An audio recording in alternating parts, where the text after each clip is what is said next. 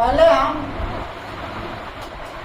यह तय करेंगे, यह देखेंगे कि आयोग ने क्या सिलेबस निर्धारित किया मोटा मोटी तौर, और इस लक्ष्य को पाने के लिए हमें कैसे तैयारी करनी है। इस बिंदु पर आने से पहले और इसी बिंदु के संदर्भ में मैं 3 बिंदु रख रहा हूं, जिस बिंदु के तहत हम लोग चलेंगे, तैयारी करेंगे, सीखेंगे, सिखाएंगे। आइए देखते हैं। पहला शब्द है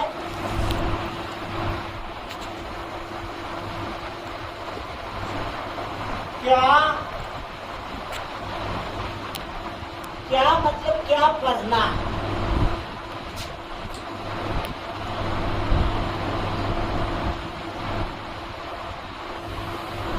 कितना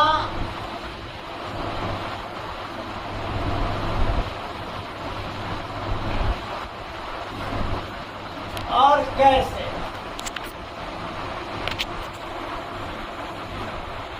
ये 3 शब्द हैं। इन 3 शब्दों पर गौर करेंगे और आते हैं पहले शब्द पर, क्या।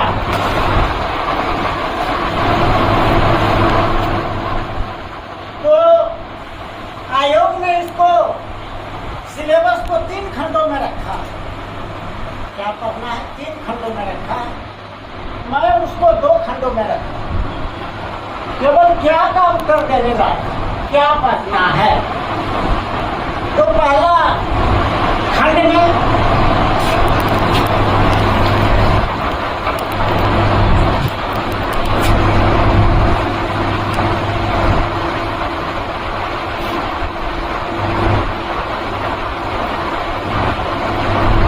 पहला खंड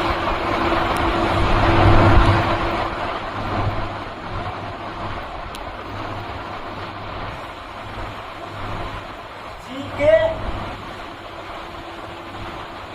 जीएस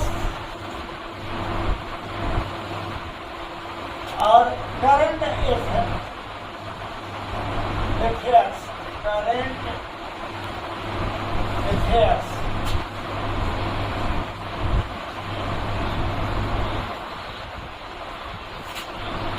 अब इस पर हम इसका विश्लेषण करेंगे, फिर अगले बिंदु पर चलेंगे। जीके जीएस सीधा मतलब है सामान्य ज्ञान और सामान्य स्टडी। सामान्य ज्ञान और सामान्य स्टडी में जो भाग है जनरल स्टडीज का, जीके का, वो पहला है हिस्ट्री। पहला आप लोगों को लेकिन कॉपी लड़के ये एकेडमिक वो जो चलता है क्लास, वो नहीं कि सर जी रुकेंगे, लिखने का मौका देंगे, कहेंगे नोट कीजिए तो नोट करेंगे, ऐसा नहीं। यहाँ आपको नजर और कान इधर रखनी है और संक्षेप में सिंबॉलिक तौर पर आप कुछ लिखते जाएं, ताकि आप घर पर जाएं उसको एक बार देखें कि हमें क्या मिला, वहां जाके हमने क्या पाया।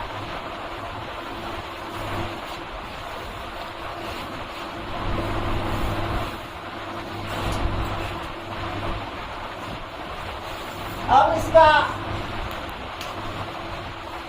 हिस्ट्री पोर्शन पर आते हैं।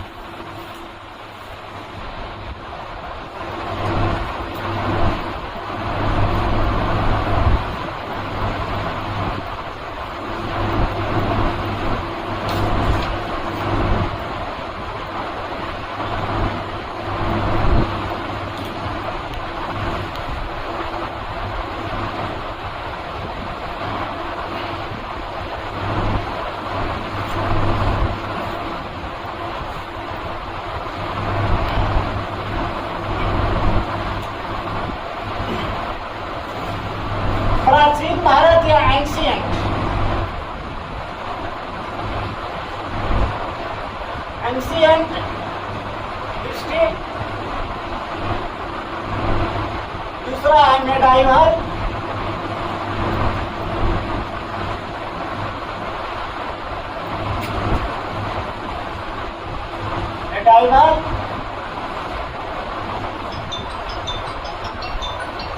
तीसरा मॉडर्न,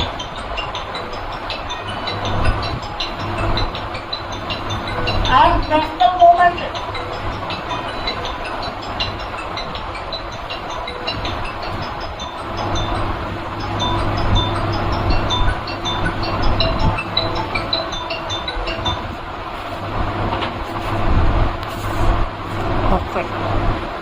मोबाइल का ऑफ कर रहा है।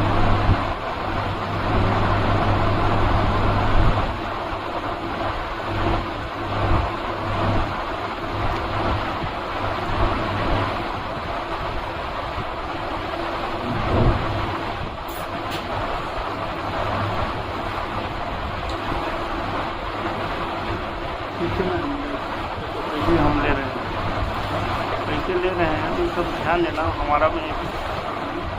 एंशिएंट हिस्ट्री, मेडाइवल हिस्ट्री और मॉडर्न एंड नेशनल मूवमेंट, आधुनिक और राष्ट्रीय आंदोलन। ये 3 भाग आपके इतिहास में।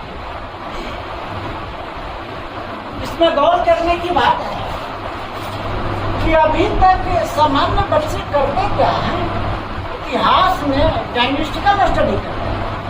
मैं समझ रहे हैं, वंशानुगत, फल्ला का बेटा फल्ला, फल्ला का पोता फल्ला, और उसका शासन कितने कितने काल तक रहा। इतिहास वहां तक सीमित नहीं है। इतिहास में आपको हर काल में, हर शासक या सम्राट के रिजम में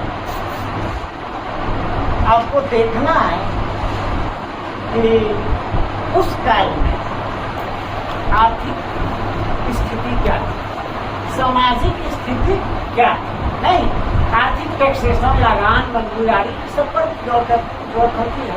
इसके साथ ही हम उस पीरियड में विज्ञान और प्रौद्योगिकी का विकास कैसे हुआ, नहीं, फिर एडमिनिस्ट्रेशन भी देखेंगे, प्रशासनिक व्यवस्था, उसकी राजनीतिक व्यवस्था कैसी थी,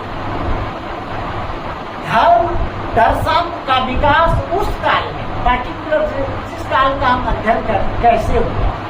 इन जब तमाम दिनों को देखेंगे तब हम जान पाएंगे इतिहास का ये मतलब। इतिहास का मतलब किसी वंश का अध्ययन कर लेना, उसकी वंशावली को जान लेना, कतई नहीं, नहीं नहीं नहीं, इससे आपको कुछ नहीं मिलेगा। अब चलिए, अब कैसे पढ़ेंगे, कितना पढ़ेंगे, ये तो हमारे आगामी घंटी में क्लियर होगा बात को। आज मैं मोटा मोटी आपको सिलेबस की जानकारी देने के लिए दूंगा कि आप भटके नहीं, क्योंकि भटका हुआ राही और पका हुआ लटका फल का कोई भरोसा नहीं कब चूक जाएगा। अब भटका हुआ मुसाफिर मंजिल पर जाएगा या नहीं जाएगा, कोई गारंटी नहीं है।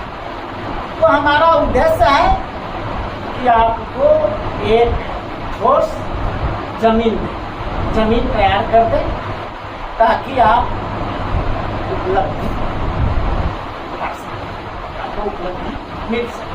हमारा यह उद्देश्य है। अब इतिहास के बाद हम देखेंगे कि परीक्षा में किस क्वेश्चन से, किस विषय से क्या।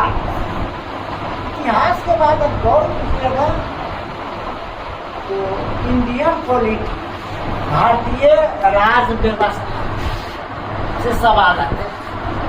भारतीय राज व्यवस्था में मुख्यतः 3 बातें है ना। एक संविधान, भारतीय संविधान, संवैधानिक विधि कानून और हमारी राजनीतिक व्यवस्था। ये तीनों चीज मिलके इंडियन पॉलिटी का और इस तीनों पोर्शन से क्वेश्चन पूछे जाते हैं। यही आप डिप्टी कलेक्टर या IAS के लिए तैयारी करेंगे तो conventional law, constitutional law, conventional law की भी बात उससे भी सवाल आते हैं। लेकिन ये हाई लेवल की बात है, इसलिए आपको वहां तक नहीं सोचना, हमें सोचना है सचिवालय सहायक। लेकिन मेरा प्रयास होगा थोड़ा सा बढ़ा के दे, नहीं, मेरा प्रयास होगा कि जो आप जो बनने आए हैं उससे थोड़ा सा बढ़ा के अपग्रेड करके दें कि आपकी इच्छा हो BPSC कंबाइंड आता है ना। फिर आपको अलग से कोचिंग लेने की और कहीं भटकने की जरूरत नहीं पड़े, ये मेरा उद्देश्य। तो इंडियन पॉलिटी में भारतीय राज्य व्यवस्था में हमने बताया राजनीतिक व्यवस्थाएं, भारतीय संविधान और संवैधानिक कानूनी अधिनियम, साथ ही कन्वेंशनल जो संविधान में अंकित नहीं है, कन्वेंशन परंपरा के तहत कुछ बातें चल रही नहीं, ऐसी भी चीज से क्वेश्चन पूछी जाती है। इस पोर्शन से थोड़ा हाई लेवल एग्जाम में सवाल किए जाते हैं। अब हम आगे बढ़ते हैं, नहीं, इतिहास हो गया, कितने भाग है, कितने खंड है, और आपको इंडियन पॉलिटी में कैसे उसका सब ब्रांच जो है हमने छाड़ दिया। क्या? भारतीय राजनीतिक व्यवस्था, भारतीय संविधान एवं संवैधानिक विधि कानून, इससे सवाल आते हैं। अब आते हैं भारतीय अर्थव्यवस्था, इंडियन इकोनॉमी।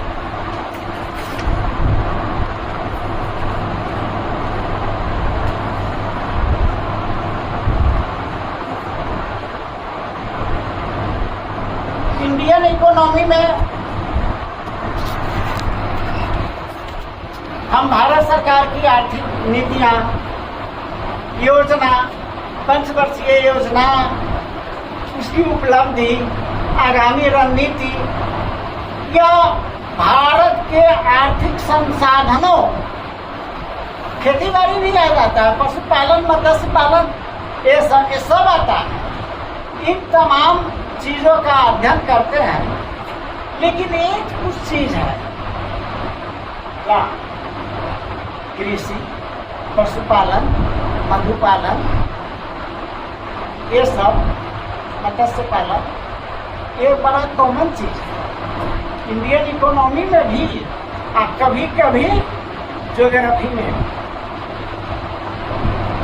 में भी ये क्वेश्चन घुसेरते हैं, है ना। और भारतीय अर्थव्यवस्था में भी ये क्वेश्चन डाला जाएगा। इसका मतलब एक सवाल आप लोग को पूछना चाहिए, क्या कि सर बड़ा कंफ्यूजन वाली बात है। एक मिनट समय ले रहे हैं, एक कहानी, छोटी सी कहानी।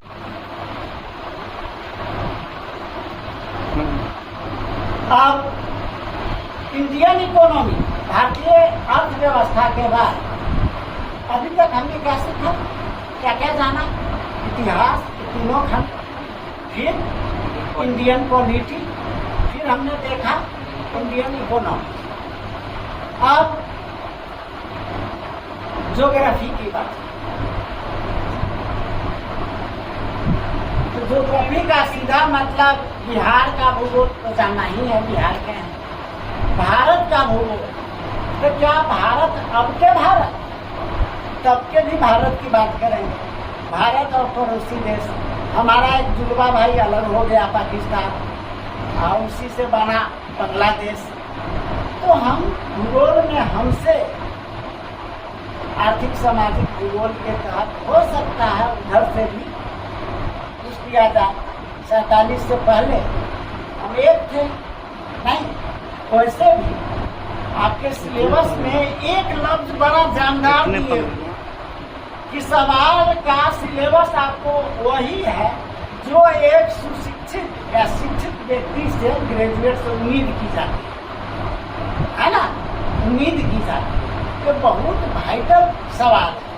ऐसा इसलिए दे दिया कि कल आप परीक्षा हो जाए, आप माननीय उच्च न्यायालय में नहीं पहुंचे कि ना आउट ऑफ सिलेबस क्वेश्चन है, आप केस करेंगे तो आयोग जवाब देगा ना कि हम तो अपनी सिलेबस में ये भी चर्चा किए हुए हैं। वहाँ बचाव पक्ष है आयोग का। ये लफ्ज एक सुशिक्षित से उम्मीद की जा सकती है वो पूछे। एक और विवाद का जड़ खत्म किया है आयोग ने कि यदि हिंदी और इंग्लिश दो भाषीय क्वेश्चन रहेगा, कंट्रोवर्सी हो जाए दोनों में, तो मानक माना जाएगा इंग्लिश का, है ना। झगड़ा का दोष समाप्त कर दिया आयोग ने, कर दिया ना। अब हाई कोर्ट नहीं ना जाएंगे, हैं? बहुत बच्चे ऐसे होते हैं पढ़ने के दिन पीछे रहते हैं, अपनी उपलब्धि न होने पर 12 तरह के एलिगेशन लगाते हैं। ऐसी भी बातें होती है, होती रही और होगी। तो ज्योग्राफी में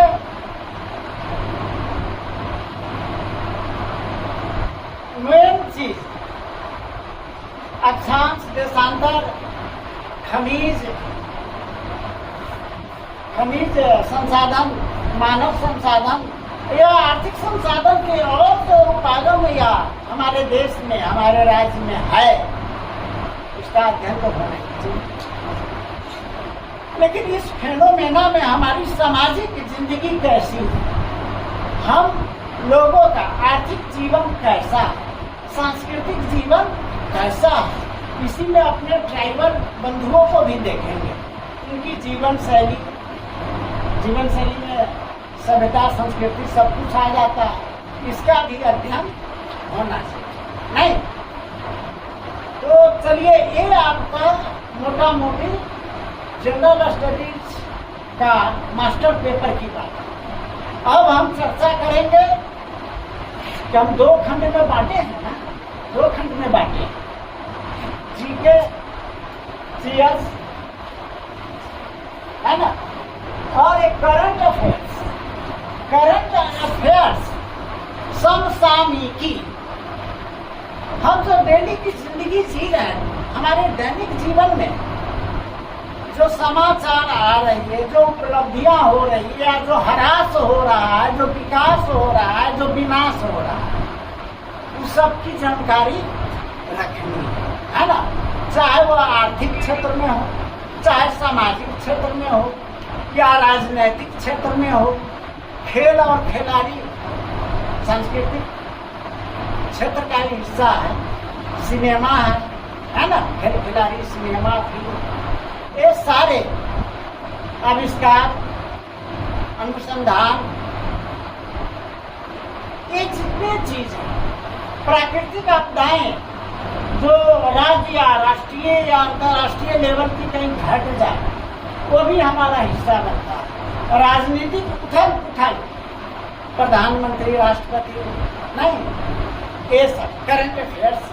जीके में और भी बात होगी। जीके का 2 भाग है, एक है कन्वेंशनल पारंपरिक जीके, जनरल नॉलेज, फला किताब का राइटर रामायण का कौन है, रामचरितमानस का कौन है, जो पारंपरिक ट्रेडिशनल जीके ऐसे कही। और एक जीके जो करंट, नहीं, डेली की जिंदगी में आ रही जा तो करंट अफेयर्स और जीके जीएस, यह मिलकर आपको सवाल 70 से लेके 75 अंक है ना। इसमें से लगभग 40 अंक इतिहास होगा, तीनों polity, Indian economy, Indian polity और ज्योग्राफी, ये 10-10, 30 मान लीजिए। इसमें से 20 भी हो सकते हैं, ये हो सकते हैं। ओवरऑल आपको 70 से 75, है ना। और ये 40 के हैं तो 30 भी पूछ सकता है, 25 भी पूछ सकता है। इसके लिए तो आजाद है ना। तो 150 की कहानी है। हमारा आपका सफर कितना है? 150 का नहीं, 150 क्वेश्चन का ही सफर है ना। तो उसमें से आधा की बात हो गई।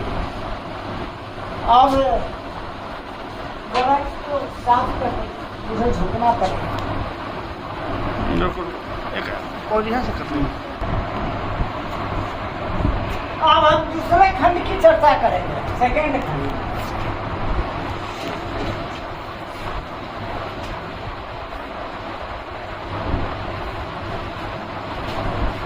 इसमें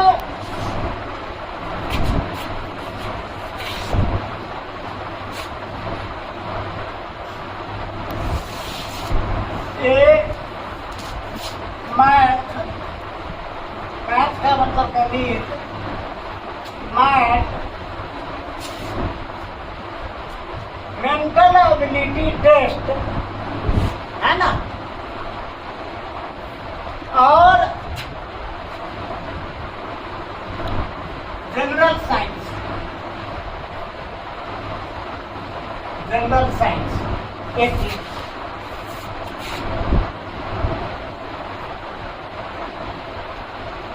मैथ गणित आंकिक योग्यता कहते हैं। मैथ मेंटल एबिलिटी टेस्ट, मानसिक योग्यता जांच परीक्षण है ना। मैथ रीजनिंग भी बोल देते हैं, लेकिन उचित होगा मैथ का। और जनरल साइंस में बायोलॉजी, फिजिक्स, केमिस्ट्री, ये तीन।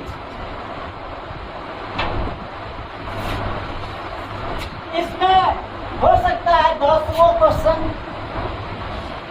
20 क्वेश्चन है ना, और 20, 10, 30, इधर 30, 40, 50, 70, 75 का आंकड़ा। बात समझ में आ रही है? 70 से 75 का आंकड़ा ये भी छूटेगा। देख लिए कहाँ से कहाँ भूत छिपा हुआ है। तो 70 से 75 क्वेश्चन इससे पूछे जाएंगे। संभव है 10, 20, 30, हो सकता है 30, 20, 10, हो सकता है 15, 25, है ना। लेकिन अभी तक एवरेज जो आंकड़ा मेरा रहा है 10, 20, 30, यही मान के चलेंगे। एवरेज है ना। तो एवरेज का मतलब है कभी कम कभी बेस, कई का हमने एवरेज निकाला है, उस आधार पर इस बात को रखा। अब जनरल साइंस में हमको मेडिकल इंजीनियरिंग में नहीं जाना है, नहीं। हमको सचिवालय सहायक या ज़्यादा से ज़्यादा बीपीएससी कंबाइंड डिप्टी कलेक्टर के यही करना है। तो हम 12वीं 11वीं के साइंस में नहीं उलझेंगे। निश्चित रूप से 10वीं तक का जो विज्ञान अप्लाइड है, व्यवहारिक है, जो दैनिक जिंदगी को छूता है ना, उस चीज़ को पढ़ेंगे, देखेंगे, समझेंगे। वहीं से सवाल आने वाले क्लास में हम बताएंगे कि यदि हम फिजिक्स पढ़ रहे हैं तो कौन चैप्टर से क्या क्या पूछा जाता है ना, कौन कॉमन चीज है और किस चैप्टर से क्या क्या पूछता, कहाँ कहाँ हमारी नज़र होनी चाहिए, वो तैयारी कराएंगे, इशारा भी करेंगे, क्वेश्चन भी देंगे, टेस्ट भी लेंगे, मूल्यांकन भी करेंगे। लेकिन एक बात है, आप यदि हमारे मूल्यांकन में 70% से कम आएंगे तब तो आग्रह करेंगे कि आप छोड़ दीजिए। जब मैं कंसेप्ट क्लियर दूंगा, एकदम खुलकर कंसेप्ट क्लियर कर दूंगा, समझा दूंगा, तो यह उम्मीद करूंगा कि इसी से मैं सवाल करूं तो कम से कम 70% आपकी उपलब्धि होनी चाहिए, नहीं। अब हम आते हैं क्या पर है। अभी तक हमने चर्चा क्या किया था, क्या पर है। अब चर्चा करेंगे कितना पर है, कितना पर है। इसका सीधा मेरा आशा है कि कौन किताब हमारा स्टडी मटेरियल बेसिक क्या क्या हो। तो निश्चित रूप से बीटीसी, एनसीईआरटी और आईसीएसई का टेक्स्ट बुक, समाज अध्ययन, इतिहास, भूगोल, नागरिक है ना, पॉलिटी, फिर भूगोल, उसका भारतीय अर्थव्यवस्था और बेसिक किताबें आती हैं, है ना। बीटीसी भी निकालती है, वो मानक बुक है, या एनसीईआरटी या आईसीएसई, ये दो ही रखिए ना, एनसीईआरटी और बीटीसी। यही बुकों को आप अपना नींव का पत्थर बनाइए। और मैं जो पढ़ाऊंगा बताऊंगा, कहीं भी कंट्रोवर्सी होगी, आप गाइड गेस लेकर सर इनमें यह आंसर है, ये किताब ये गाइड ये कह रहा है, कुछ नहीं कह रहा है, मैं कुछ नहीं मानूंगा। मानक कौन है, बीटीसी या एनसीईआरटी की बुक, है ना। और इसी चीज को आयोग भी मानती है, चाहे बीपीएससी हो चाहे संघ लोक सेवा आयोग यूपीएससी, उसी को मानती है।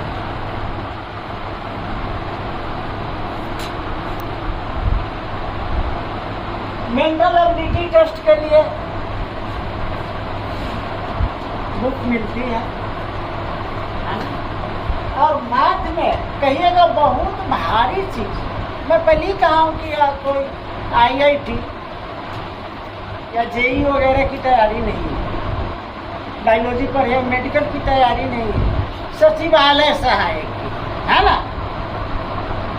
और आपसे विशेषज्ञ होने की उम्मीद नहीं किया जाता है। आयोग यह जानना चाहती है कि यह विविधज्ञ है क्या, आप विभिन्न विषयों की सामान्य जानकारी रखते हैं, इस चीज की परीक्षा होती है।